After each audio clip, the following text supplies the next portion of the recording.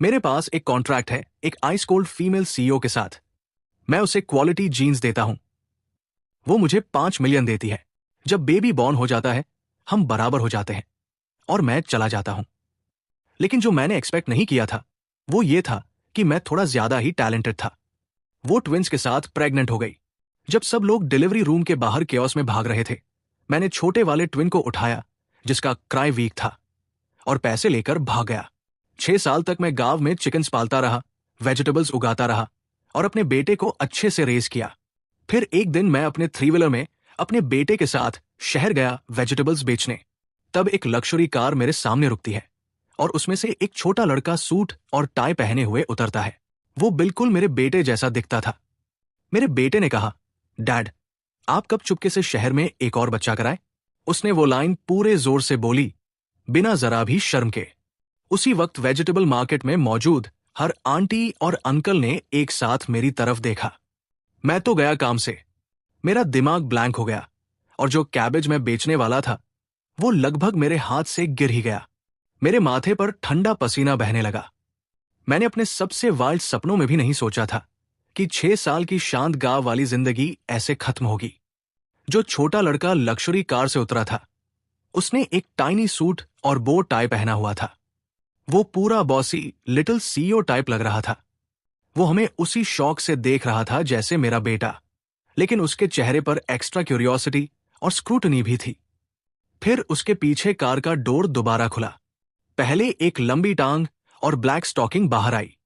फिर वो चेहरा सामने आया जो मेरे डीएनए में जैसे जल चुका था। वही चेहरा जो मुझे नाइटमेयर से जगा देता था। Shin Bing. 6 साल हो गए थे लेकिन वो जरा भी नहीं बदली थी। उसका चेहरा बर्फ जैसा ठंडा था और उसकी आंखें इतनी ठंडी कि मार डालें। फर्क सिर्फ इतना था कि इस वक्त उसके चेहरे पर कुछ अलग सा भाव दिख रहा था। उसकी नजर पहले जियान हो के छोटे से चेहरे पर गई जो मिट्टी से सना हुआ था लेकिन बिल्कुल मेरी तरह दिखता था। फिर धीरे धीरे उसकी नजर उस सूट वाले लड़के पर गई। 2 एक जैसे लड़के, एक पैच जीन्स में बिल्कुल जंगली जैसे मिट्टी में खेलने वाला बंदर, दूसरा परफेक्टली टेलर्ड सूट में एकदम साफ जैसे कोई छोटा प्रिंस। हवा जैसे थम गई। मेरा हार्ट रेट सीधा 180 पर पहुंच गया। डैड, कुछ तो बोलो। क्या आपके शहर में भी एक फैमिली है? और हमारा क्या, मेरा और वोंग दवा का? बकवास बंद करो, मैंने जल्दी से कहा। वोंग दवा तो गांव के मुखिया का कुत्ता है। मैंने तुरंत ग्या मिन्हो का मुंह अपने हाथ से बंद कर दिया, कहीं वो फिर कुछ उल्टा सीधा न बोल दे। मैंने जबरदस्ती एक स्माइल दी जो रोने से भी बुरी लग रही थी और कहा, बच्चे हैं, कुछ भी बोल देते हैं, दिल पर मत लीजिए। शिन बिंग ने मेरी बात को पूरी तरह इग्नोर कर दिया। उसकी नजर 2 तेज स्काल्पल्स जैसी थी जो धीरे धीरे मुझे और जैनो को स्कैन कर रही थी। और उसके पीछे खड़े 2 ब्लैक कपड़ों वाले आदमी बिना आवाज के हमारी तरफ बढ़ रहे थे। मेरे दिमाग में सिर्फ एक ही शब्द आया, भागो। तो मैंने तुरंत अपने 3 व्हीलर का थ्रॉटल पूरा दबा दिया। वो गाड़ी जो 6 साल से मेरे साथ थी अजीब सी आवाज करने लगी जैसे किसी भी वक्त टूट जाएगी। लेकिन फिर भी वो झटके से आगे बढ़ी और मैं पूरे वेजिटेबल्स के लोड के साथ मार्केट के अंदर घुस गया। पीछे से शिन बिंग की ठंडी आवाज गूंजी, उसे रोको, उसे भागने मत दो, वरना तुम सबको इसकी कीमत चुकानी पड़ेगी। पहले मैं खुद को रोड का किंग समझता था। मैंने थ्रॉटल पूरी ताकत से दबाया। मेरा 3 व्हीलर मार्केट की पतली गलियों में पागलों की तरह दौड़ने लगा। मैंने 2 फ्रूट स्टॉल्स गिरा दिए और टोमेटोज का पूरा ढेर कुचल दिया। आसपास आंटीज और अंकल्स की चिल्लाने की आवाजें और पीछे भागते बॉडीगार्ड्स के फुटस्टेप्स सब मिलकर एकदम केओस बना रहे थे। डैड, आप तो बहुत कूल हो, बिल्कुल मूवी जैसा। जमीनो मेरी गोद में एक्साइटमेंट से चिल्लाया जैसे उसे पता ही न हो कि हम डेंजर में हैं। मैंने कहा, कूल कुछ नहीं, हम अपनी जान बचा रहे हैं। लेकिन सच ये था कि मेरा 3 व्हीलर कभी भी इतना फास्ट नहीं हो सकता था कि उनसे बच जाए। जैसे ही मैं मार्केट से बाहर निकला, एक ब्लैक लक्जरी कार ने सामने आकर मेरा रास्ता पूरी तरह ब्लॉक कर दिया। अब भागने का कोई रास्ता नहीं था। 2 बॉडीगार्ड्स ने मुझे दोनों तरफ से पकड़ लिया और ऐसे उठा लिया जैसे मेरा कोई वजन ही नहीं हो। उन्होंने मुझे कार के हुड पर दबा दिया मेरा चेहरा ठंडी मेटल सरफेस से चिपका हुआ था। जमीनों को भी एक और बॉडीगार्ड ने उठा लिया, लेकिन उसे जरा भी डर नहीं लग रहा था। वो तो उस सूट वाले लड़के को मुंह बनाकर चिढ़ा रहा था, और वो सूट वाला लड़का बस उसे ब्लैंक एक्सप्रेशन के साथ देख रहा था। शिन बिंग धीरे धीरे मेरी तरफ चली, हील्स की आवाज के साथ, एक एक कदम सोच समझकर। जाए वू, उसने मेरा नाम लिया। आवाज धीमी थी, लेकिन मेरे पूरे शरीर में सिहरन दौड़ गई। बहुत समय हो गया। मैंने जबरदस्ती अपना सिर उठाया और अपनी सबसे चार्मिंग स्माइल दी। मशीन, क्या कोइंसिडेंस है, आप भी वेजिटेबल्स लेने आई हैं? शिन बिंग के होठों का कोना हल्का सा हिला, लेकिन उसने जवाब नहीं दिया। इसके बजाय वो नीचे झुकी और जमीनों को ध्यान से देखने लगी, जो बॉडीगार्ड की बाहों में था। उसने हाथ बढ़ाया, जैसे उसके गाल को छूना चाहती हो, लेकिन जमीनों तुरंत पीछे हट गया और शक भरी नजरों से उसे देखने लगा। आप कौन हो? मेरी स्टेपमॉम बनने की कोशिश मत करना। मेरे डैड तो वॉन्ग दवा के हैं। मैंने तुरंत कहा। मैंने कहा ना, वॉन्ग दवा एक कुत्ता है। शिन बिंग का हाथ हवा में ही रुक गया। उसने धीरे से एक गहरी सांस ली और खड़ी हो गई। फिर उसकी नजर वापस मुझ पर आई, इस बार और भी ज्यादा खतरनाक। 6 साल पहले मैंने ट्विंस को जन्म दिया था। सही, उसकी आवाज शांत थी, लेकिन उसके नीचे एक ज्वालामुखी छुपा हुआ था। मुझे महसूस हुआ कि बॉडीगार्ड्स की पकड़ मेरे कंधों पर और कस गई है। अगर मैं मान लूं तो खत्म, अगर मैं मना कर दूं तो भी खत्म। तो बेहतर था कुछ न बोलना। मैंने जल्दी से शॉक्ड और इनोसेंट फेस बनाया और कहा, ट्विंस? मिस शिन, मुझे नहीं पता आप क्या कह रही हैं। मैंने जमीनों की तरफ इशारा किया, जितना हो सके उतना सिंसियर बनते हुए कहा, ये मेरा नेफ्यू है। मेरे भाई और भाभी की कार एक्सीडेंट में डेथ हो गई थी। मैंने इसे अकेले पाला है। आसान नहीं था। मैंने तो झूठ को बेचने के लिए थोड़ा आंसू निकालने की भी कोशिश की। देखो ना, कितना मेरे जैसा दिखता है। लोग कहते हैं नेफ्यू अपने अंकल पर जाता है। बिल्कुल सही कहते हैं, लेकिन इससे पहले कि मैं अपनी एक्टिंग पूरी करता, जमीनों ने बहुत सिकोड़कर बीच में ही बोल दिया, डैड, आप क्या बोल रहे हो? आपका कोई भाई कब से हो गया? हमारे ग्रैंड पेरेंट्स तो बहुत पहले मर चुके हैं। आप भूल गए?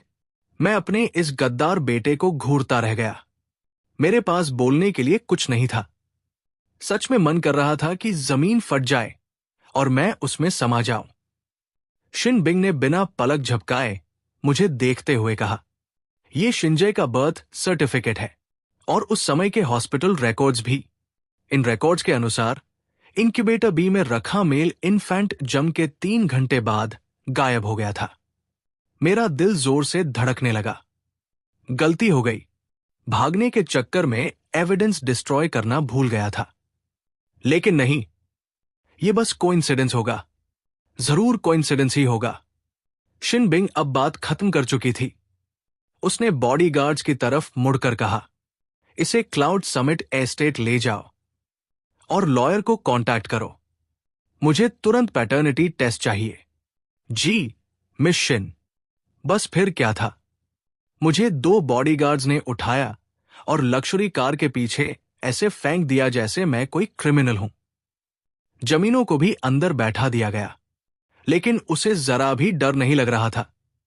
वो तो लेदर सीट्स पर हाथ फेरते हुए बोला, डैड, ये तो आपके 3 व्हीलर से बहुत कंफर्टेबल है, बस उतनी फास्ट नहीं है। मैंने चिढ़कर कहा, फास्ट होने का क्या फायदा? आखिर में पकड़ ही लिए ना। कार का पूरा कन्वॉय सीधे सिटी के एज पर बने एक हाई क्लास रेजिडेंशियल एरिया की तरफ चला, क्लाउड समिट एस्टेट। नाम सुनकर ही समझ आ रहा था कि यहां रहना कितना महंगा होगा। कुछ ही देर बाद कार एक विला के सामने रुकी, जो देखने में किसी कैसल से कम नहीं था। मुझे और जमीनों को अंदर ले जाया गया। लिविंग रूम इतना बड़ा था कि उसमें छोटा सा ट्रैक बन सकता था। ऊपर लटका क्रिस्टल शैंडलियर देखकर मेरा सिर घूमने लगा। जमीनों ने ऐसा घर कभी नहीं देखा था। वो अंदर आते ही एक्साइटमेंट में पागल हो गया, कारपेट पर लोटने लगा। शिन बिंग रूम के हेड पर सोफा पर बैठी थी। उसके पास शिंजे चुपचाप बैठा था, हाथ में टैबलेट था। लेकिन उसकी नजर बार बार जमीनों पर जा रही थी, जो इस वक्त फ्लोर पर डॉग की तरह भौंक रहा था। दोनों एक ही मां के बेटे, लेकिन फर्क जमीन आसमान का। तभी शिन बिंग ने फाइनली बात की। जाए वू, मैं तुम्हें एक चांस देती हूं। 6 साल पहले के 5 मिलियन वापस कर दो, बच्चे को यही छोड़ दो और तुम जा सकते हो। मेरे पेट में जैसे गिरावट सी महसूस हुई। वो 5 मिलियन तो कब के खत्म हो चुके थे, घर बनाने में, जमीन खरीदने में, चिकन्स पालने में और 6 साल के खर्च में। लेकिन पैसों से भी बड़ी बात थी, वो मुझसे जमीनों को छोड़ने को कह रही थी। ये कैसे पॉसिबल था? मैंने अपने बेटे की तरफ देखा, जो कारपेट पर हंसते हुए भाग रहा था, जैसे उसे दुनिया की कोई चिंता ही नहीं। वो बच्चा जिसे मैंने 6 साल तक अपनी पूरी जान लगाकर पाला था। मैंने गहरी सांस ली और पहली बार सीधे शिन बिंग की आंखों में देखा। मशीन, पैसे मैं समहाउ वापस कर दूंगा, लेकिन जमीनों मेरा बेटा है, मैं उसे आपको नहीं दे सकता। शिन बिंग हल्का सा हंसी, जैसे उसने कोई मजाक सुन लिया हो। तुम्हारा बेटा? कॉन्ट्रैक्ट भूल गए? तुम सिर्फ एक जीन डोनर थे। मैंने तुरंत जवाब दिया। कॉन्ट्रैक्ट में यह नहीं लिखा था कि अगर ट्विंस हो जाए तो क्या होगा। और जब वो पैदा हुआ था, वो बहुत वीक था। डॉक्टर ने भी कहा था कि शायद वो सर्वाइव नहीं करेगा। मैंने अपनी आवाज थोड़ी हैवी कर ली। मैं उसे गांव ले गया, उसे खुद खिलाया, चावल का दलिया स्पून से, पुराने तरीकों से, और तभी वो बच पाया। ये सच था। वो बहुत छोटा था, पतला, उसकी आवाज तो बिल्ली के बच्चे से भी कम थी। मैं उसे पैसे के लिए ले गया था, लेकिन साथ ही मुझे डर था कि ये आइस कोल्ड औरत शायद उसे निग्लेक्ट कर देगी। मेरी बात सुनकर शिन बिंग के चेहरे पर कुछ बदला, लेकिन अगले ही पल वो फिर से ठंडी हो गई। मुझे प्रोसेस से फर्क नहीं पड़ता, मुझे सिर्फ रिजल्ट चाहिए। और रिजल्ट ये है कि तुमने मेरा पैसा चुराया, और मेरा बेटा भी। वो खड़ी हो गई और मुझे नीचे देखते हुए बोली, जब तक टेस्ट रिजल्ट नहीं आता, तुम दोनों कहीं नहीं जाओगे। और अगर तुमने कुछ कोशिश की, तो मैं तुम्हें दिखाऊंगी कि असली डिस्पेयर क्या होता है। किले में कैद होने के पहले दिन मुझे अमीर लोग जिसे बोरिंग जिंदगी कहते हैं, उसका पहला स्वाद मिला। शिन बिंग ने मेरे और जाम मिन्हो के लिए एक गेस्ट रूम तैयार करवाया था।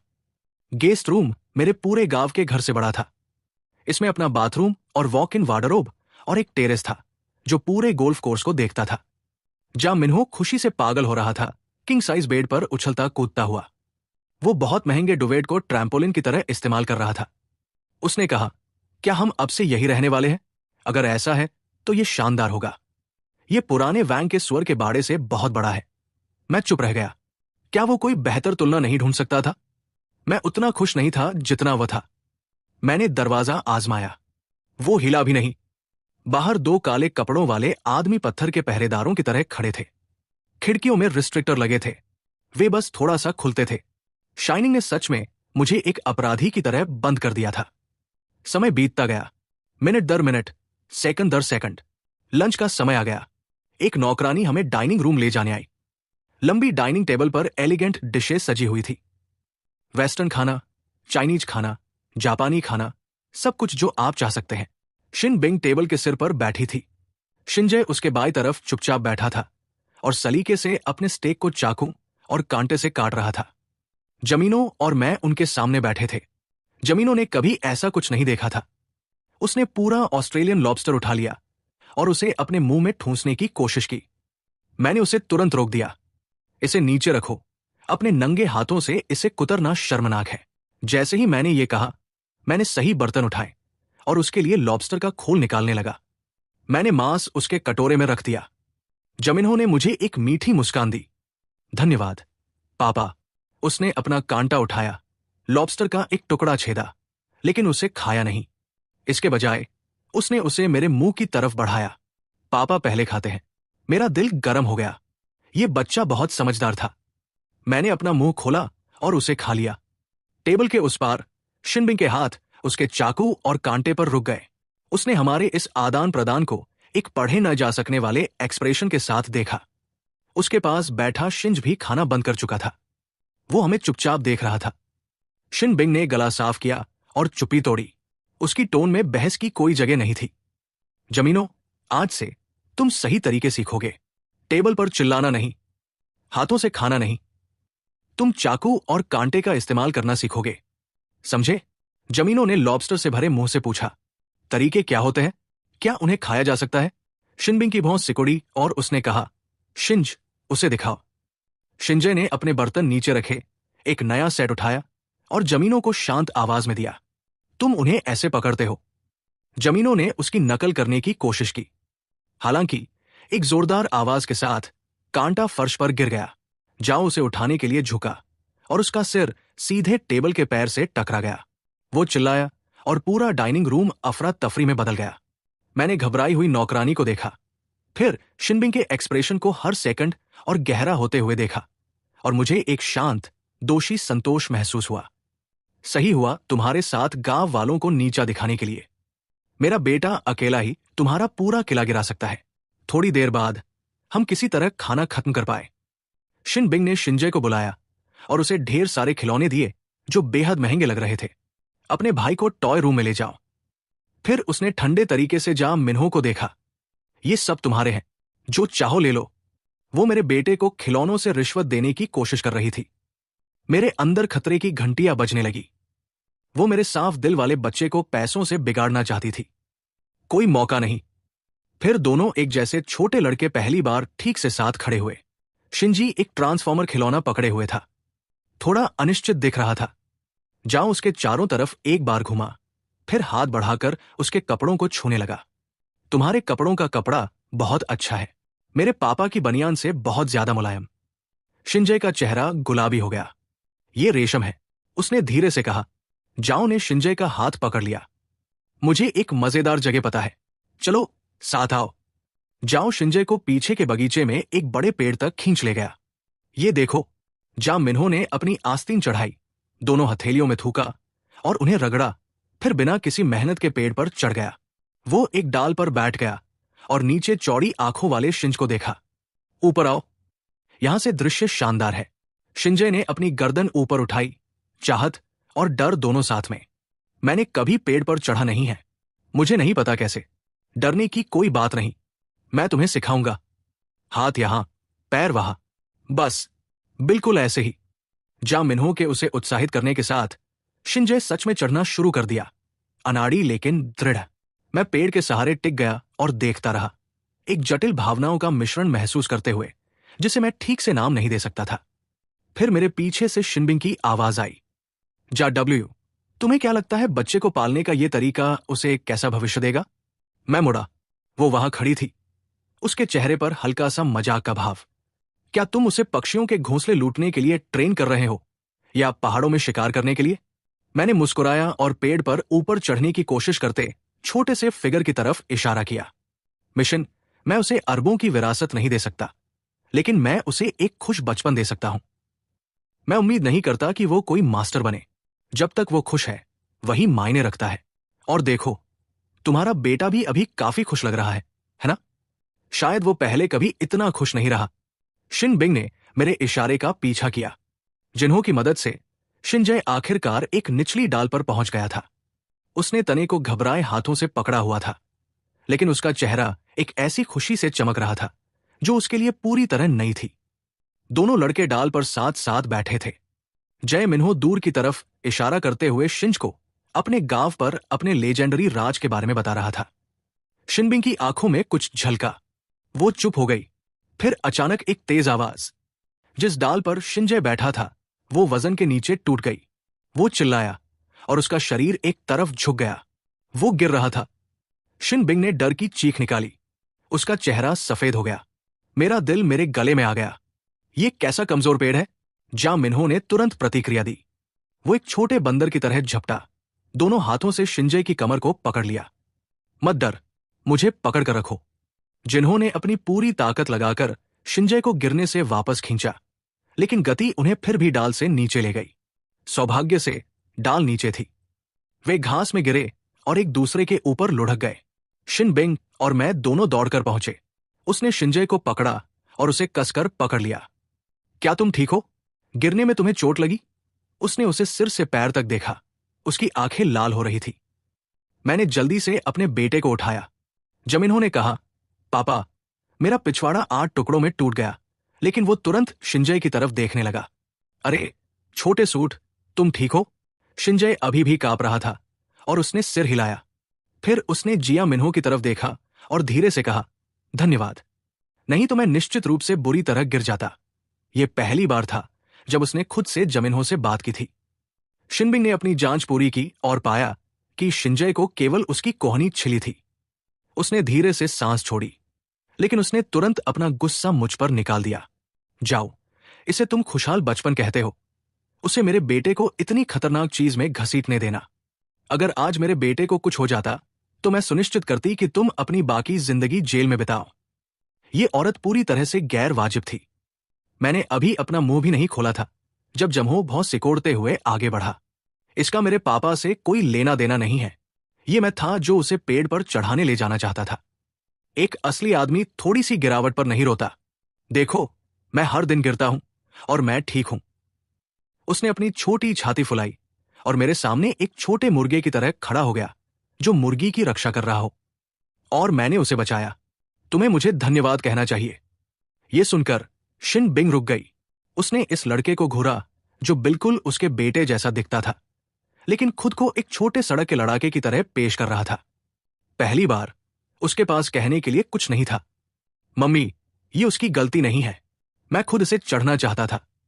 शिन बिंग का चेहरा कई रंगों से गुजरा। शायद उसे पहले कभी एक ही समय में 2 बेटों ने धोखा नहीं दिया था। उसने ठंडी सी सांस छोड़ी, शिंज को उठाया और बिना पीछे देखे अंदर चली गई। मैं नीचे झुका और जमिन्हो के बालों को सहलाया। अभी तुम काफी बहादुर थे। तुमने सच में मुझे बचा लिया। जा मिन्हो ने गर्व से अपनी ठुड्डी उठाई। बिल्कुल, मैं आपका बेटा हूं। बहादुरी वही है जो मैं करता हूं। ऊपर से देखने पर ऐसा लगा कि मैं इस राउंड में हार गया हूं, लेकिन मुझे पता था कि मैंने दोनों लड़कों के दिल में एक बीज बो दिया है। उस शाम शिनबिंग ने स्कोर बराबर करने के लिए एक आर्थिक हमला करने की कोशिश की। उसने नौकरानी से जा मिन्हो के गेस्ट रूम में पूरे कमरे भर के खिलौने रखवाए।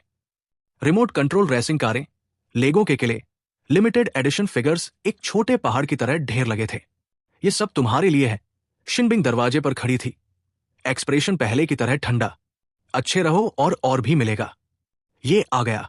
पूंजीवादी भ्रष्टाचार बिल्कुल समय पर। मैं जमहो को ध्यान से देख रहा था। उसने काफी देर तक खिलौनों के ढेर में खोजबीन की। फिर उसने सबसे सस्ती प्लास्टिक की पानी वाली बंदूक उठाई और उम्मीद से मेरी तरफ देखा। पापा, मुझे ये पसंद है। क्या मैं इसके साथ खेल सकता हूं? मैंने मुस्कुराया और सिर हिलाया। बिल्कुल। वो तुरंत खुशी से छत पर फायर करने लगा। जब वो उससे थक गया तो वो आया और मुझे खींचा। पापा, मुझे एक कहानी सुनाओ। बताओ कैसे आपने जंगली सुअर को गांव से भगाया। मैंने कभी कोई जंगली सुअर नहीं भगाया। सुअर ने मुझे 3 किलोमीटर तक दौड़ाया। मैंने गला साफ किया और एक जीवंत, पूरी तरह से बनाई हुई कहानी शुरू कर दी। जमिन्हो ने पूरी खुशी से सुना और जल्दी ही मेरी बाहों में सो गया। मैंने उसे पकड़ा और ध्यान से बिस्तर पर लिटा दिया।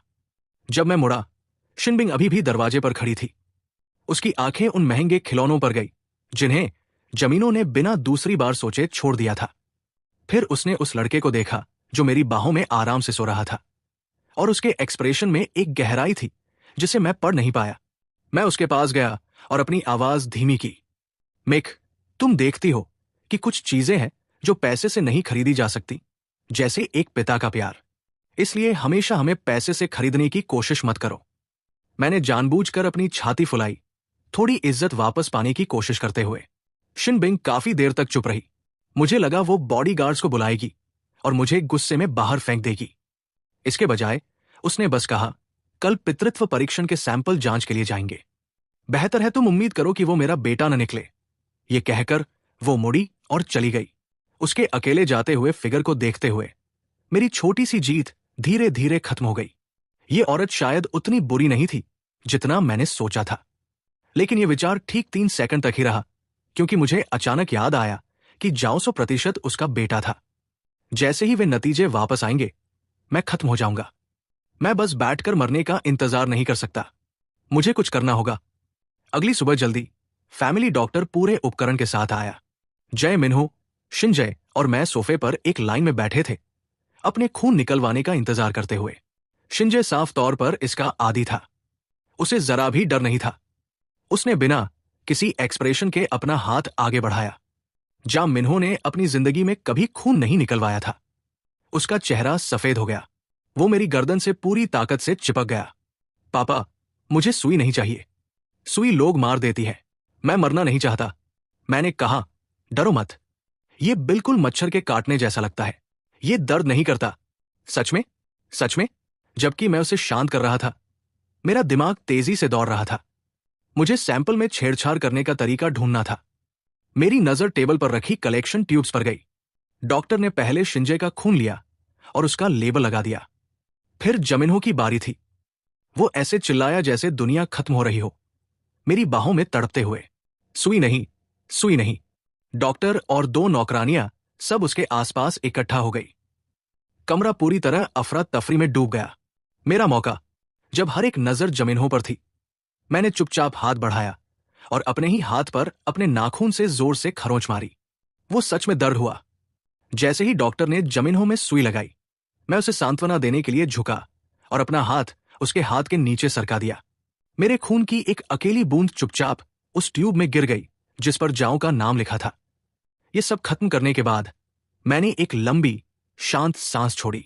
जब तक टेस्ट के नतीजे ये पुष्टि कर दे कि जाओ और शिनबिंग खून के रिश्तेदार नहीं है, उसके पास मुझे और जमिन्हो को यहां रखने का कोई कारण नहीं होगा।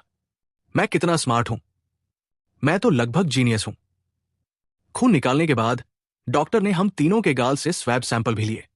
एक डबल चेक, उसने कहा। लापरवाही। मेरा पेट फिर से बैठ गया। मैंने उन सील किए गए सैंपल बैग्स को घूरा और महसूस किया कि मैं सैंपल नहीं देख रहा था, मैं अपना मौत का वारंट देख रहा था। उस दोपहर शिनबिंग को मीटिंग के लिए ऑफिस जाना था। जाने से पहले उसने खास तौर पर मुझे और जाम मिन्हो को बुलाया। शिंजी का पियानो टीचर आज लेसन के लिए आ रहा है। जाओ, ठीक से रहना, उन्हें परेशान मत करना। फिर उसने मुझे एक तेज नजर दी और कहा, और अगर तुम उसे काबू में नहीं रख सकते तो मैं रखूंगी। वो मुझे धमका रही थी। मैं आसानी से नहीं डरता। शिनबिंग के जाने के बाद एक मध्यम उम्र का आदमी अंदर आया, टेल कोट पहने हुए। उसके बाल पीछे की तरफ चमकदार तरीके से सेट थे। वो शिंज का पियानो टीचर था, जाहिर तौर पर कोई इंटरनेशनल लेवल का मशहूर मास्टर एक ग्रैंड पियानो पर बैठ गया जो लगता था बहुत महंगा है। शिंजय उसके पास आज्ञाकारी बैठा था। एक अमीर सी धुन कमरे में भर गई। जाम मिन्हो बड़ी आंखों के साथ पास आया, पियानो पर झुका और घूरने लगा। ये चीज खुद से गाती है। मास्टर ने हल्का सा भौं सिकोड़ लिया, लेकिन अपना संतुलन बनाए रखा और जियाहो को नजरअंदाज किया। जब पीस खत्म हुआ, मास्टर ने शिंज की टेक्निक सुधारना शुरू किया। गलत। इस हिस्से में ताकत और जुनून होना चाहिए। यह ढीला, बेजान चीज नहीं जो तुम कर रहे हो। कलाई ऊपर। कितनी बार कहना पड़ेगा? क्या तुम स्वर हो? तुम इतना आसान स्कोर भी याद नहीं रख सकते। मास्टर का व्यवहार और खराब हो गया और उसकी आवाज और तेज होती गई, बिना किसी इज्जत के गालियां देते हुए। शिंजय सिर झुकाकर बैठा था, चेहरा लाल, आंखों में आंसू भरे हुए, लेकिन उसने उन्हें गिरने की हिम्मत नहीं की। मैं बस देखते हुए गुस्से से भर गया। यह कैसा मास्टर था? क्या वो स्टूडेंट को सिखा रहा था या कुत्ते को ट्रेन कर रहा था? जाम मिन्हो ने भी काफी देख लिया था। वो पियानो की तरफ गया और जोर से कीज पर हाथ मारा, जिससे जोर की आवाज हुई और कमरे में हर कोई चौंक गया। जाम मिन्हो ने उंगली से मास्टर की तरफ इशारा किया और चिल्लाया, तुम उसे ऐसे बात करने की हिम्मत मत करो। तुम ही स्वर हो। तुम्हारा पूरा परिवार स्वर है। तुम बदतमीज छोटे बच्चे। क्या तुम्हें पता है मैं कौन हूं? मास्टर का चेहरा गुस्से से बैंगनी हो गया। वो तुरंत खड़ा हो गया। जिया मिन्हो ने अपने हाथ कमर पर रखे। मुझे फर्क नहीं पड़ता तुम कौन हो। एक और गंदी बात उससे कही और मैं तुम्हारे पियानो पर पेशाब कर दूंगा। मैंने मुस्कान छिपाई। मेरा बेटा मजाक नहीं करता। मास्टर गुस्से से कांप रहा था। उसने मेरी तरफ इशारा किया। यह है तुम्हारा पाला हुआ बेटा, बिल्कुल भी तमीज नहीं। मैं आराम से उसके पास गया। मैंने जिन्हो को अपने पीछे किया। मेरे बेटे की भाषा थोड़ी कच्ची है, लेकिन वो गलत नहीं है। मैंने शिंज की तरफ देखा। बच्चे सिखाने के लिए होते हैं, उन पर चिल्लाने के लिए नहीं। तुम्हारा तरीका सिर्फ उसका आत्मविश्वास तोड़ता है। इसका क्या फायदा? मास्टर ने मुझे तिरस्कार से देखा। तुम कला के बारे में क्या जानते हो? तुम्हारे जैसे देहाती ने कभी कोई महान रचना सुनी भी है? मैंने मुस्कुराया। शायद नहीं, लेकिन मैं जानता हूं कि सबसे महान संगीत भी लोगों के सुनने के लिए बजाया जाता है। वो कला जो लोगों को दुखी करे बेकार है। ये कहकर मैं पियानो के पास गया। मैंने अपनी आस्तीन चढ़ाई। ये बस पियानो है, मैं भी बजा सकता हूं। जब सब अविश्वास में देख रहे थे, मैं बेंच पर बैठ गया। मैंने गहरी सांस ली और उस पीस को याद किया जिसे मैंने यूनिवर्सिटी में दीवानगी से प्रैक्टिस किया था, किसी को प्रभावित करने के लिए। फिर मेरी उंगलियां कीज पर गई और मैंने एक बच्चों का गाना बजाया। मैंने उसे पूरी ताकत से बजाया, जोरदार और भावना से भरा। और जब वो खत्म हुआ, पूरा कमरा शांत हो गया। पियानो मास्टर का मुंह इतना खुल गया कि उसमें अंडा रखा जा सकता था। शिंजी की आंखें प्रशंसा से चौड़ी हो गई। जा मिन्हो ने ताली बजाई और मेरे साथ धुन गाने लगा। लगता है मैंने इसे काफी अच्छा बजाया। मैं आराम से खड़ा हुआ और मास्टर की तरफ भौं उठाई। क्या यह तुम्हारे लिए काफी जुनूनी था? मास्टर का चेहरा लाल और सफेद के बीच बदलता रहा। उसने मेरी तरफ लंबे समय तक इशारा किया और एक शब्द नहीं बोल पाया। आखिर में उसने अपनी आस्तीन झटका और कहा, घटिया, कला के लिए एक पूरी बेइज्जती। उसने अपना बैग उठाया और गुस्से में बाहर चला गया। जाते हुए उसने एक आखिरी बात फेंकी, मैं सब कुछ मिस शिन को बताऊंगा, तुम बस इंतजार करो।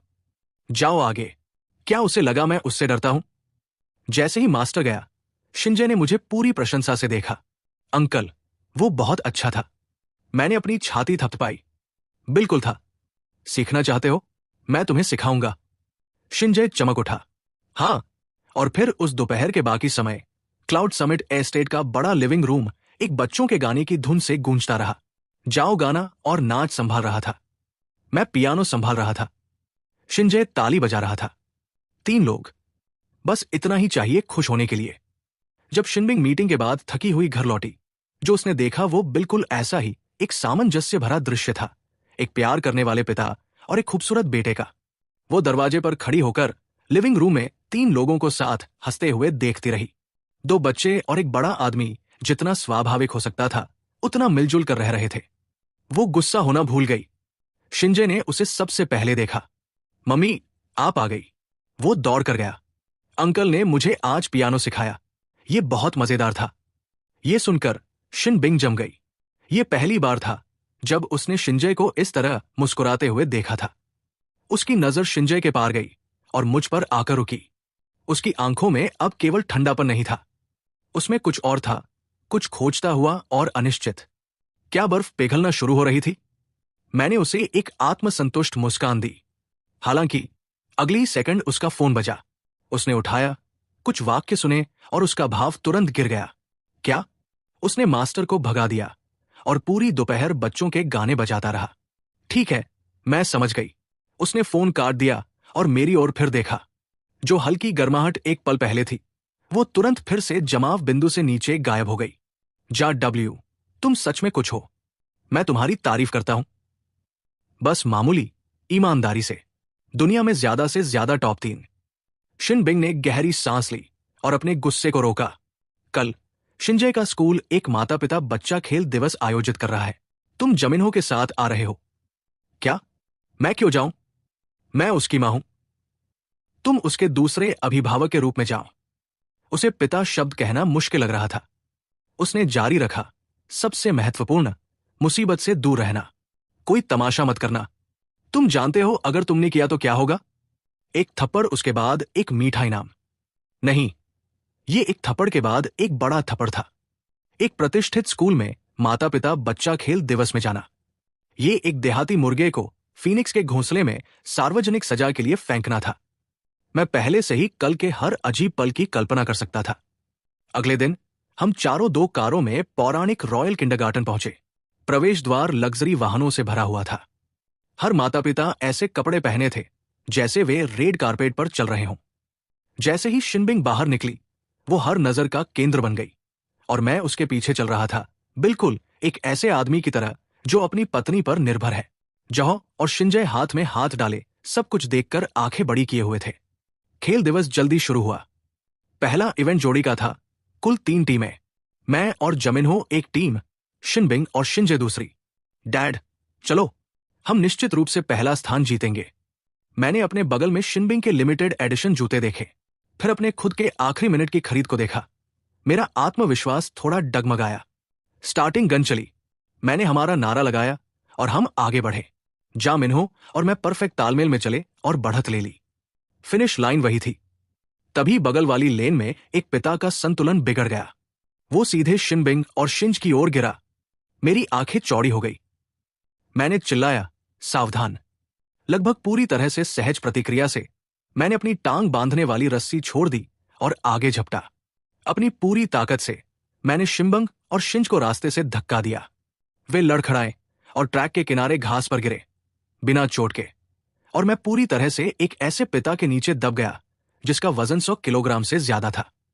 मेरी पीठ में भयंकर दर्द था। मुझे लगा जैसे मेरे सारे अंगों ने अपना पता बदल लिया है। मेरी आंखों के सामने तारे घूम रहे थे। पूरा मैदान गूंज उठा। शिक्षक और स्टाफ मुझे उस आदमी के नीचे से हटाने के लिए दौड़े। सर, क्या आप ठीक है? मैं घास में मुंह के बल एक मरे हुए कुत्ते की तरह पड़ा था। मुझे होश में आने में काफी समय लगा। शिनबिंग ने दिखावे की परवाह छोड़ दी और दौड़कर आई, मेरे पास झुक गई। जयवू, तुम कैसे हो? क्या तुम ठीक हो? उसकी आवाज में एक घबराहट की झलक थी जिसे शायद उसने खुद भी नोटिस नहीं किया। मैंने दर्द से सिर उठाया और मुस्कुराने की कोशिश की। मैं ठीक हूं, अभी भी सांस ले रहा हूं। बस ऐसा लग रहा है जैसे मुझ पर एक टैंक चढ़ गया हो। जमिन्हो और शिंज रोते हुए दौड़कर आए। दोनों लड़कों ने दोनों तरफ से मुझे पकड़ लिया और सुबकने लगे। उन्हें देखते हुए मुझे एक गर्माहट महसूस हुई। वे सच में इतने समझदार थे। मेरी पीठ का दर्द अचानक इतना गंभीर नहीं लगा। ये इसके लायक था। अंत में मुझे एक घायल व्यक्ति के रूप में एम्बुलेंस में डाला गया और सीधे अस्पताल ले जाया गया। पूरी जांच के बाद ये मेरी निचली पीठ में गंभीर सॉफ्ट टिश्यू चोट निकली। सौभाग्य से कोई हड्डी नहीं टूटी। मैं एक बहुत महत्वपूर्ण व्यक्ति वार्ड में लेटा था, जहां मेरे पास कुछ करने को नहीं था, बस एक नौकरानी की देखभाल का आनंद लेना था। शाइनिंग ने स्कूल का काम निपटाया और अस्पताल आई।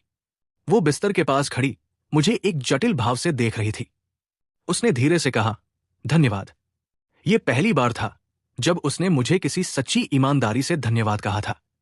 मैं मुस्कुराया और एक कूल पोज देने की कोशिश की। इससे मेरी पीठ खिंच गई और मैं दर्द से सिहर उठा। मैंने मजाक में कहा, मिन, एक साधारण धन्यवाद काम नहीं करेगा। ये एक कार्यस्थल चोट है। मेडिकल बिल, खोई हुई कमाई, भावनात्मक तनाव, राशि मैं तुम्हारे ऊपर छोड़ता हूं। शिन बैंग ने मुझे देखा। उसके मुंह का कोना मुश्किल से हिला, लेकिन हिला। तुम्हें मुआवजा मिलेगा। वो रुकी। आज मेरी गलती थी। मुझे तुम्हें जाने के लिए मजबूर नहीं करना चाहिए था। तुम घायल नहीं होते। अच्छा, उसने माफी मांगना सीख लिया था। यह वास्तव में एक दुर्लभ दृश्य था। यह कुछ नहीं है, छोटी चोट, इसकी चिंता मत करो। मैं इसे एक जीवन अनुभव कहूंगा। तभी वार्ड का दरवाजा खुला। जा मिन्हो और शिंजे ने अपने सिर अंदर डाले और धीरे से अंदर आए। वे एक फल की टोकरी पकड़े हुए थे जो ऐसा लग रहा था कि शिंबंग ने अभी खरीदी थी। जा मिन्हो ने टोकरी नीचे रखी और मेरे बिस्तर के पास दौड़कर आया, सावधानी से पंजों के बल चलता हुआ। क्या अभी दर्द हो रहा है? तुम मरने वाले तो नहीं हो, है ना? शिंजे ने अपना सिर झुका लिया और धीरे से कहा, अंकल, मुझे माफ कर दीजिए। यह आपकी गलती नहीं है। मैंने दोनों के सिर सहलाए। तुम दोनों को ठीक देखकर ही मुझे सब मिल गया। मेरी चिंता मत करो, मुझे बिल्कुल दर्द नहीं हो रहा। शिंजे ने मेरी ओर देखा, आंखें चमकती हुई। अंकल, आप आज बहुत बहादुर थे। बिल्कुल थे। मेरे डैड सुपरमैन हैं, मेरे हीरो। दोनों लड़कों को मुझे इस तरह देखते हुए देखकर मुझे अंदर तक गर्माहट महसूस हुई। हर दर्द का हिस्सा पहले ही खिड़की से बाहर उड़ चुका था। शिनबिंग चुपचाप एक तरफ खड़ी थी। हम तीनों को देख रही थी। उसका भाव नरम होता जा रहा था। पहले जितना ठंडा था उससे बहुत दूर। अगले कुछ दिनों में मैंने अच्छा जीवन जिया। कोई खाना बनाना नहीं, खाना पहुंचाया जाता था। मुझे बस लेटे रहना था और ठीक होना था। शिनबिंग हर दिन मुझे देखने आती थी। वो ज्यादा नहीं बोलती थी, लेकिन अब वो पहले जैसी कांटों से ढकी नहीं थी। दोनों लड़के मेरे छोटे निजी नर्स बन गए, जिन्हों मजाक सुनाने के जिम्मे था। शिंजे मुझे कहानियां पढ़ने के जिम्मे था। जिंदगी हाल ही में बिल्कुल आनंदमय थी। एक दिन मैं वहां लेटा हुआ था और शिंजे को अपनी नरम छोटी आवाज में लिटिल प्रिंस पढ़ते हुए सुन रहा था, जब वार्ड का दरवाजा अचानक खुल गया। एक आदमी जिसे मैं नहीं पहचानता था अंदर आया, सूट पहने और सजा हुआ। उसके पीछे कई पत्रकार कैमरे लेकर आए। वो आदमी अंदर आया और जोर से घोषणा की, मिशन, हमने सुना है कि आपने गुप्त रूप से बच्चों को जन्म दिया और पिता को अस्पताल में छिपा रखा है। क्या यह सच है? कैमरे की फ्लैश हर जगह चमक उठी। मैं पूरी तरह खो गया था। क्या हो रहा था? ये लोग कौन हैं और यहां क्या कर रहे हैं? शिनबिंग का भाव तुरंत बदल गया। वो मेरे और लड़कों के सामने आ गई। तुम लोग कौन हो? तुम्हें अंदर किसने आने दिया? सुरक्षा कहां है? उनका नेतृत्व करने वाला आदमी साफ चालाक मुस्कान के साथ बोला, मिशन, इतना उत्तेजित होने की जरूरत नहीं है। हम बस कुछ चीजें सत्यापित करना चाहते हैं। ये सज्जन यहां बच्चों के पिता है, सही? और क्या ये दोनों लड़के आपके जुड़वा बेटे हैं? उसका कैमरा मेरी और जीनो की ओर घूम गया।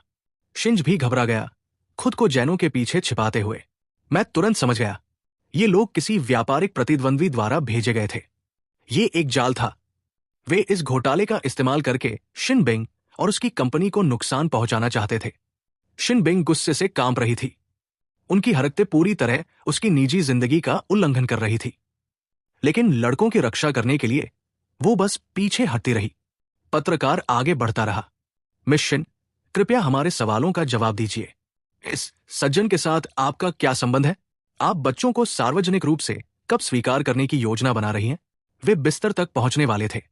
मैंने फैसला कर लिया, खुद को बिस्तर से बाहर फेंका, अपनी पीठ के दर्द को दांत भींचकर सहा, बगल की मेज से पानी का जग उठाया और सीधे पत्रकारों के समूह पर पानी फेंक दिया।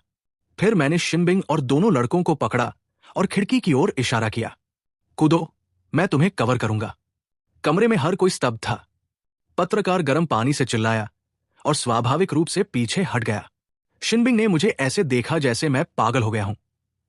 मैंने बिस्तर की चादर खींची और उसे रस्सी में मोड़ दिया, जबकि बात करता रहा, कूदो, ये सिर्फ तीसरी मंजिल है, तुम ठीक रहोगे। गांव में मैंने 5वीं मंजिल से कूद चुका हूं। यह झूठ था। मैंने सबसे ऊंचा दूसरी मंजिल से कूदा था और मेरी टखने में मोच आ गई थी। मैंने चादर का एक सिरा हीटिंग पाइप से बांधा और दूसरा सिरा खिड़की से बाहर फेंक दिया। फिर मैंने शिनबिंग और दोनों लड़कों को खिड़की तक धकेला और उन्हें नीचे फिसलने के लिए कहा। शाइनिंग हिचकिचाई, लेकिन आगे बढ़ते पत्रकारों की भीड़ को देखकर उसने फैसला कर लिया। उसने शिंजी को पकड़ा और उसे नीचे फिसलने में मदद की। जाम मिन्हो तुरंत उसके बाद गया। जाम मिन्हो निडर था और बंदर से भी तेज नीचे फिसल गया। मैंने आखिरी में शिनबिंग को खिड़की से बाहर जाते देखा और राहत की सांस ली। फिर मैं पत्रकारों की ओर मुड़ा जो अभी अभी संभले थे और उन्हें अपनी सबसे उकसाने वाली मुस्कान दी। मैंने तकिया, फल की टोकरी और जो कुछ भी पहुंच में था सब उठाया और एक साथ उन पर फेंक दिया। आओ फिर मैं तुम्हें दिखाता हूं कि एक देहाती लड़का क्या कर सकता है। पर्याप्त अफरातफरी मचाने के बाद मैंने चादर पकड़ी और खिड़की से कूद गया। मैं साफ तरीके से नहीं उतरा। मेरा पिछला हिस्सा फिर जमीन से टकराया। पीठ की चोट प्लस गिरने की चोट, डबल वार। शिनबिंग मुझे उठाने के लिए दौड़ी, गुस्से और घबराहट से भरी हुई। क्या तुम पागल हो? उसकी आंखें लाल थी। क्या वो मेरे लिए चिंतित थी? मैंने कहा, बात करना बंद करो, चलो, नहीं तो वे बाद में हमारे पीछे आ जाएंगे। एक पैर पर लंगड़ाते हुए शिनबिंग के सहारे मैं दोनों लड़कों के साथ पूरी अव्यवस्था की हालत में अस्पताल से भाग गया। क्लाउड समिट एस्टेट वापस आकर हर कोई अभी भी हिला हुआ था। शिनबैंगिंग ने तुरंत जनसंपर्क विभाग को बुलाया ताकि हालात संभाले जा सके और मैं फिर से बिस्तर पर लेट गया। इस बार मैं सच में हिल नहीं सकता था। जाम मिन्हो और शिंज मेरे बिस्तर के पास खड़े पहरा दे रहे थे। उनके चेहरे चिंता से भरे थे। डैड, क्या आप मरने वाले हैं? मेरे पास शब्द नहीं थे। सच में शिनबिंग ने अपनी कॉल खत्म की और मेरे कमरे में आई। उसने बाकी सबको भेज दिया। बस हम दोनों थे। जा डब्ल्यू, तुमने आज जो किया वो क्यों किया? मैंने अनजान बनने का नाटक किया। कोई खास कारण नहीं। आत्मरक्षा। तुम जानते हो कि मैं ये नहीं पूछ रही हूं। शिनबिंग बिस्तर के पास आई और बैठ गई। तुम हमें खुद संभालने के लिए छोड़ सकते थे। तुमने खुद को खतरे में डालकर हमें क्यों बचाया? मैंने उसे लैंप की रोशनी में देखा।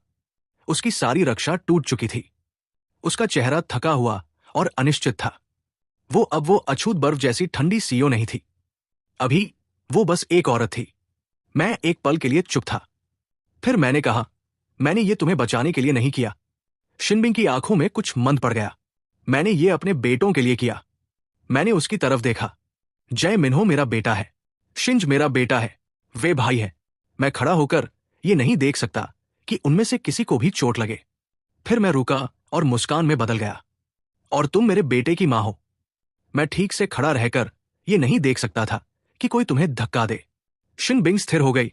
उसने मुझे बहुत बहुत देर तक देखा। फिर उसने अपना सिर झुका लिया। उसके कंधे थोड़ा हिले।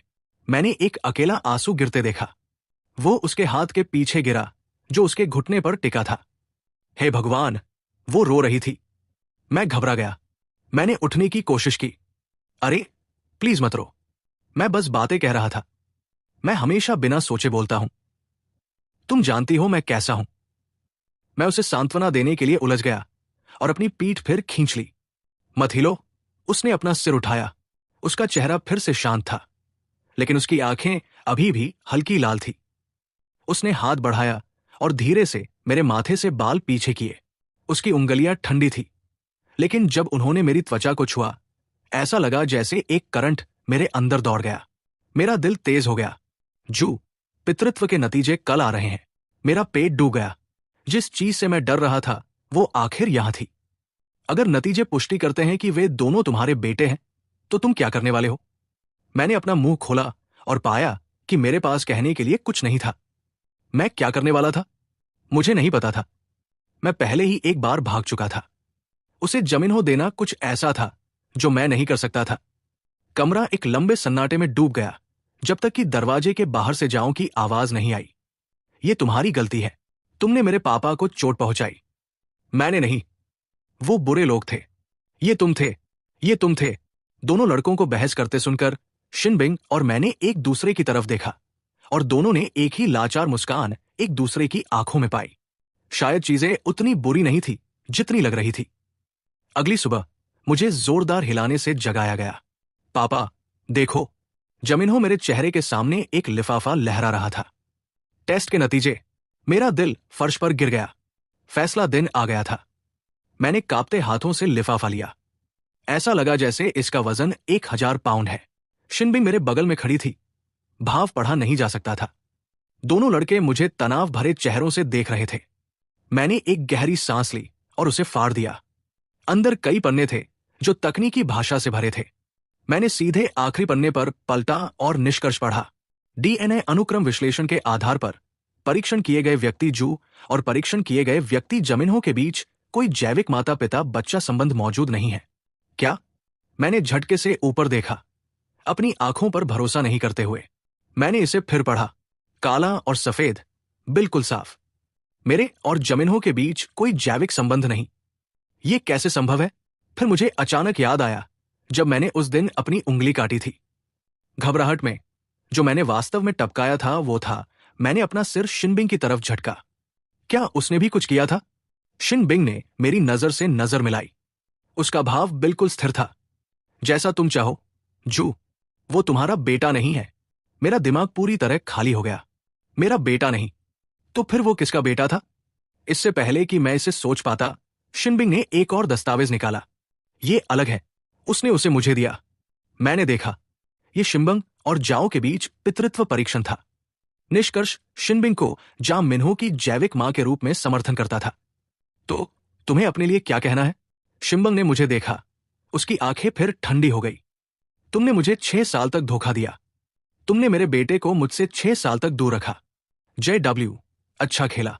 तुम काफी क्रूर भी हो। मैंने अपना मुंह खोला और एक शब्द भी नहीं कह पाया। मैंने उसे धोखा दिया था। मैंने जामिन्हो को देखा, वहां खड़ा उलझन में, साफ तौर पर कुछ भी समझ नहीं रहा था। शिंजे ने शिनबिंग की आस्तीन खींची। मां, इसका क्या मतलब है? क्या अंकल जाओ के पापा नहीं है? शिनबिंग ने जवाब नहीं दिया। वो मेरे पास आई और मेरे बिस्तर पर एक पहले से तैयार किया गया कॉन्ट्रैक्ट रखा। जयवू, ये देखते हुए कि हमारा इतिहास है और ये देखते हुए कि तुमने हमें एक बार बचाया, मैं तुम्हें एक आखिरी मौका दे रही हूं। यहां 10 मिलियन है। पैसे लो और हमारी जिंदगी से पूरी तरह गायब हो जाओ। बच्चों के सामने फिर कभी मत आना। 10 मिलियन, दोगुना जो उसने मुझे 6 साल पहले दिया था। उस तरह का पैसा किसी भी शहर में शानदार जिंदगी जीने के लिए काफी था। मैंने कॉन्ट्रैक्ट को देखा। फिर मैंने जमिन्हो को देखा जो बिस्तर के पास खड़ा था, पूरी तरह खोया हुआ। 6 साल की यादें मेरे दिमाग में फिल्म की तरह चल गई। पहली बार जब उसने मुझे पापा कहा, उसके पहले कदम, जब वो बीमार था तब उसे पूरी रात पकड़कर रखना, आंखें बंद करने से बहुत डरना, उसके कारण परेशानी होने पर उसके बिहाफ पर पड़ोसियों से माफी मांगने जाना, उसका अपनी बचाई हुई कैंडी चुपके से मेरी जेब में डालना। मैंने उसे एक लाचार नवजात से एक शरारती लड़के तक पाला था, जो पेड़ चढ़ सकता था और पक्षियों के घोंसले लूट सकता था। वो मेरी पूरी दुनिया था, और अब कोई मेरी पूरी दुनिया को 10 मिलियन में खरीदना चाहता था। मैंने कॉन्ट्रैक्ट उठाया और शिनबिंग की ठंडी नजर के नीचे उसे पन्ना दर पन्ना फाड़ दिया। टुकड़े बर्फ की तरह फर्श पर गिरते गए। मिस शिन, पैसा एक अच्छी चीज है, लेकिन इस दुनिया में कुछ चीजें हैं जिन्हें पैसा नहीं खरीद सकता। 6 साल पहले मैंने तुम्हारा पैसा लिया और उसे ले गया। वो मेरी गलती थी। इन 6 सालों में अगर मैंने उसे सबसे बेहतरीन जिंदगी नहीं दी तो वो मुझ पर है, लेकिन पहले दिन से लेकर अभी तक मैंने हमेशा उसे अपने खून और मांस की तरह माना है। उसे प्यार किया और बहुत संभाला। मैंने उसे चलना सिखाया, मैंने उसे बोलना सिखाया, मैंने उसे ईमानदार होना और बहादुर होना सिखाया। वो मेरा है, JW का बेटा। खून हो या ना हो, वो हमेशा मेरा बेटा रहेगा। तुम उसे चाहते हो? ठीक है। मेरी लाश पर से मेरे शब्द कमरे में बम की तरह फट गए। शिनबिंग का चेहरा तुरंत सफेद पड़ गया। उसने शायद कभी सोचा भी नहीं था कि उसकी नजर में पैसा भागने वाला देहाती ऐसा कुछ कह सकता है। उसके होंठ कांपने लगे। वो एक भी पूरा वाक्य नहीं बना सकी। मत मरो। मैं नहीं चाहती कि तुम मरो। मुझे मां नहीं चाहिए। मुझे बस मेरे पापा चाहिए। प्लीज मुझे मत छोड़ो। गिया मिन्हो बेकाबू होकर रो रहा था, मेरी टांग के चारों ओर अपने हाथ लपेटते हुए। मैं नीचे झुका और उसे कसकर पकड़ लिया। मेरी आंखें जल रही थी। तुम बेवकूफ लड़के, पापा तुम्हें कैसे नहीं चाह सकते? मैं तुमसे शब्दों से ज्यादा प्यार करता हूं। अंकल शिंजय भी आ गया। उसने हमें देखा, फिर अपनी मां को। उसका चेहरा टकराव और हिचकिचाहट से भरा हुआ था। वो हिचका, फिर हाथ बढ़ाया और धीरे से मेरी आस्तीन खींची। अंकल, प्लीज मत जाओ। मेरा दिल पिघल गया। फिर दरवाजे से एक आवाज आई, जिसकी मुझे बिल्कुल उम्मीद नहीं थी। बस एक तेज दिखने वाला बुजुर्ग आदमी दरवाजे में खड़ा था। वो एक छड़ी के साथ अंदर चला आया, जिसे एक बटलर सहारा दे रहा था। वो शिनबिंग का पिता था, शिंग ग्रुप का चेयरमैन। मैंने उसे सिर्फ फाइनेंशियल मैगजीन में देखा था। पापा, आप यहां क्यों हैं? शिनबिंग हैरानी में सीधी हो गई। अगर मैं और देर करता तो वापस आने के लिए कोई परिवार नहीं बचता। बस देखो तुम क्या कर रही हो। बूढ़े आदमी ने सूखी हंसी छोड़ी। उसकी तेज नजर कमरे में घूमी। आखिर में वो मुझ पर आकर रुकी। तुम JW हो? हाँ। मैं सीधा खड़ा हो गया। मैंने टेस्ट के नतीजे देखे हैं। वो शिनबिंग के पास चला गया। बेतुका, तुमने पितृत्व रिपोर्ट को जाली बनाया। क्या? मैंने शिनबिंग की तरफ तेज नजर से देखा। समझ नहीं पा रहा था कि वो ऐसा क्यों कर रही थी। शिनबिंग पीली पड़ गई और उसने अपना सिर झुका लिया। पापा, क्या आपको लगा कि मुझे पता नहीं था कि आप क्या करने की कोशिश कर रहे थे? आप एक नकली रिपोर्ट का इस्तेमाल करके जू को दूर भगाना चाहते थे और दोनों बच्चों को अपने पास रखना चाहते थे। ये पूरी तरह स्वार्थ है। क्या ये जय वू के साथ न्याय है? बूढ़े आदमी ने बटलर से एक और दस्तावेज लिया और मुझे दिया। ये असली रिपोर्ट है। मैंने उसे कांपते हाथों से लिया। निष्कर्ष पेज पर साफ लिखा था, जमिन्हो की जैविक पितृत्व जा W के रूप में पुष्टि। शिंज की जैविक पितृत्व जा W के रूप में पुष्टि। मेरा दिमाग ऐसा लगा जैसे 10,000 हस्की ने उसे तोड़ दिया हो। ये औरत क्या करने की कोशिश कर रही थी? मैंने शिनबिंग की तरफ इशारा किया, बोलने के लिए बहुत गुस्से में। पहले एक जाली रिपोर्ट की मैं जमिन्हो का पिता नहीं हूं, फिर मुझे खरीदने की कोशिश। शिनबिंग ने आखिर बोला, मैं तुम्हें टेस्ट कर रही थी। मुझे जानना था कि तुम्हारे लिए क्या ज्यादा मायने रखता है, पैसा या बच्चा। 6 साल पहले तुम पैसे के लिए सब कुछ छोड़ने को तैयार थे। मुझे डर था कि तुम फिर वही करोगे, इसलिए मैंने ये किया। मैं बस वही खड़ा था। तो जो कुछ अभी हुआ वो एक टेस्ट था। मैंने नरमी से नहीं पूछा, और तुम्हें तुम्हारा जवाब मिल गया? शिनबिंग ने जवाब नहीं दिया, लेकिन उसकी लाल किनारों वाली आंखों ने सब कुछ कह दिया। उसके पिता ने तब बोला, बस अतीत को जाने दो। जो मायने रखता है वो ये है कि बच्चों के साथ क्या होता है। उसने मुझे देखा, फिर शिनबिंग को। तुम दोनों बच्चों के जैविक माता पिता हो। तुम में से कोई भी ये अधिकार दूसरे से नहीं ले सकता। मेरा सुझाव है कि तुम शादी कर लो। उन्हें वो पूरा घर दो जिसके वे हकदार हैं। क्या? शिनबिंग, और मैंने बिल्कुल एक ही समय पर चिल्लाया, शिनबिंग से शादी? क्या वो मजाक कर रहा था? ये बूढ़ा आदमी मुझसे भी ज्यादा उलझा हुआ था। पापा, आप क्या कह रहे हैं? ये बिल्कुल नहीं होने वाला। मैंने तुरंत सहमति दी। मैं भी नहीं। मैं गांव की आजादी का आदी हो गया हूं। मैं अपनी बाकी जिंदगी एक बर्फ के टुकड़े को घूरते हुए नहीं बिताने वाला। शिनबिंग भड़क गई। तुम किसे बर्फ का टुकड़ा कह रहे हो? मैंने पलट कर कहा, जो भी ऐसा व्यवहार करता है, और हम फिर से बहस करने लगे। तुम दोनों चुप रहो, बूढ़े आदमी ने कहा। क्या तुम्हें लगता है कि मुझे ये पसंद है? अगर मेरे 2 पोतों के लिए नहीं होता तो मैं तुम दोनों में से किसी पर भी एक सांस बर्बाद नहीं करता। उसने जाओ और शिंज की तरफ इशारा किया। तुम लड़कों, क्या तुम एक पूरा परिवार चाहते हो?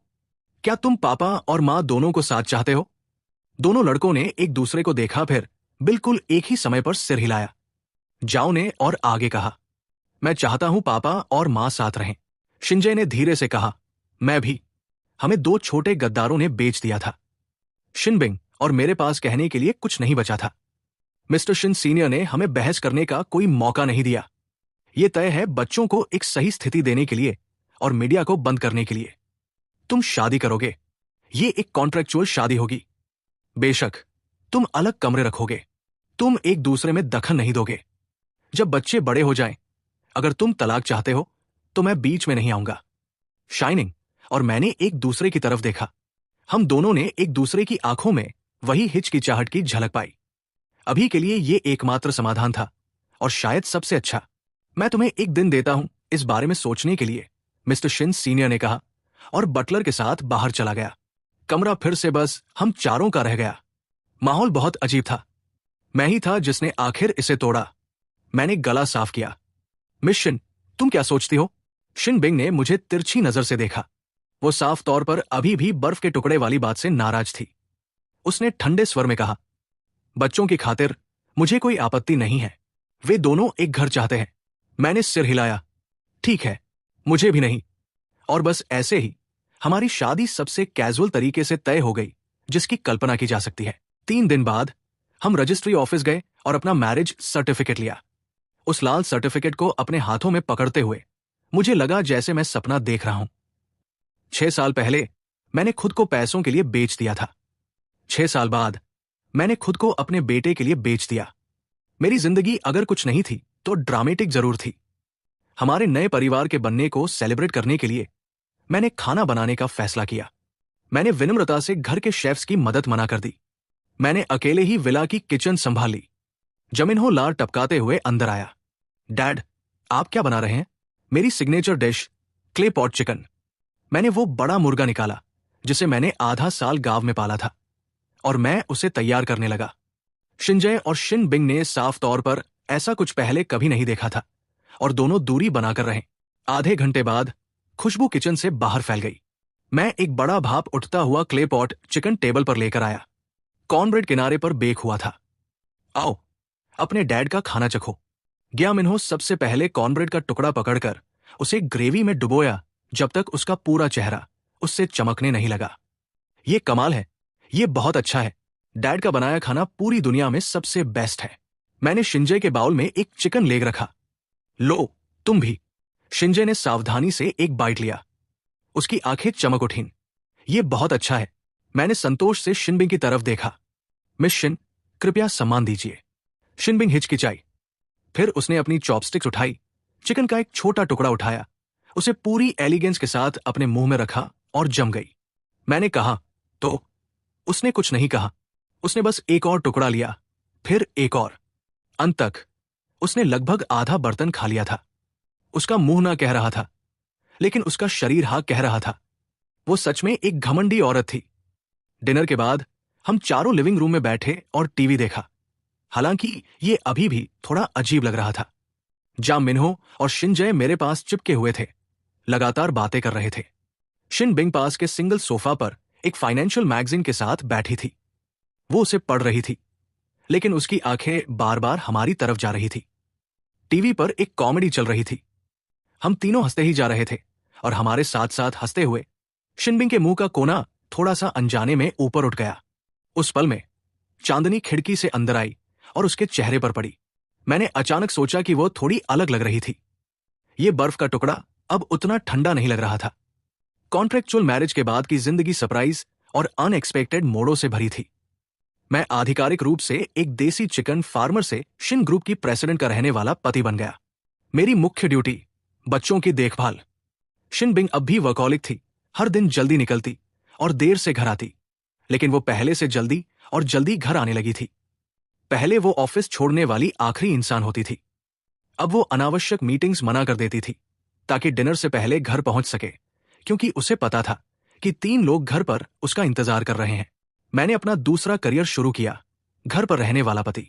अपनी कुकिंग से मैंने सफलतापूर्वक 3 पेट जीत लिए, खासकर शिन बिंग का। वो शिकायत करती थी कि मेरा खाना बहुत तैलीय है, बहुत अनहेल्दी है, लेकिन वो हमेशा सबसे ज्यादा खाती थी। दोनों लड़के हर दिन और करीब हो रहे थे। जमिनहो शिंजय का पर्सनल बॉडीगार्ड बन गया। किंडरगार्टन में जो भी शिंजय को परेशान करने की हिम्मत करता, जमिनहो सेकंडों में उस पर होता। शिंजय जमहो का पर्सनल ट्यूटर बन गया। हर शाम वो होमवर्क देखता और सोने से पहले कहानियां सुनाता। एक तूफान, एक शांत तालाब।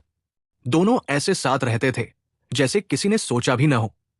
फिर आया शिन ग्रुप का एनिवर्सरी गाला। प्रेसिडेंट के पति के रूप में मुझे अटेंड करना जरूरी था। मैं भीड़ में एक उधार के डिजाइनर सूट में खड़ा था, पूरी तरह से परफेक्ट कपड़े पहने लोगों से घिरा हुआ।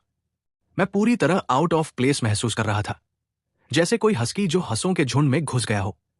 दूसरी तरफ शिन बिंग सिल्वर इवनिंग गाउन में रॉयल्टी जैसी लग रही थी, शब्दों से परे चमकदार। उसने मेरा हाथ पकड़ा और बिजनेस टाइटन्स की भीड़ में सहजता से चलती गई। ये मेरे पति है, JW। हर बार जब वो मुझे इस तरह इंट्रोड्यूस करती, मैं हर ताकतवर आदमी की आंखों में जलन और नाराजगी का मिश्रण महसूस कर सकता था। मैं अंदर ही अंदर खुश था। देखते रहो, तुम में से कोई ये डील नहीं पा सकता था। गाला के बीच में एक चिकना सा आदमी वाइन का ग्लास लेकर आया। वो डायरेक्टर वैंग था, वही प्रतिद्वंद्वी कंपनी का एग्जीक्यूटिव जिसने अस्पताल में पत्रकार भेजे थे। मिशन, बहुत समय हो गया, आप पहले से भी ज्यादा शानदार लग रही है। उसकी मुस्कान बिल्कुल भी सच्ची नहीं थी। और ये जरूर वही मशहूर मिस्टर जे होंगे। क्या नाम है, क्या शक्ल है।